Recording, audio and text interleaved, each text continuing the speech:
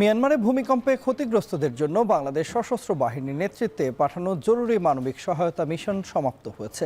প্রধান উপদেষ্টার নির্দেশনায় এই মিশনের আওতায় সশস্ত্র বাহিনী বিভাগের সমন্বয়ে ত্রাণ উদ্ধারকারী দল এবং চিকিৎসা সহায়তাকারী দলকে মিয়ানমারে পাঠানো হয়।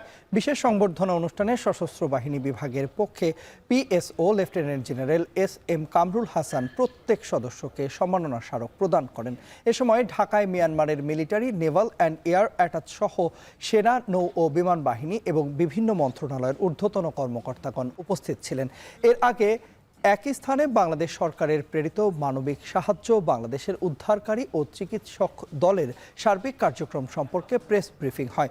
এই মানবিক উদ্যোগে যারা সহায়তা করেছেন সকল সরকারি এবং বেসরকারি সংস্থাগুলো সমূহকে বিশেষভাবে কৃতজ্ঞতা জানানো হয়।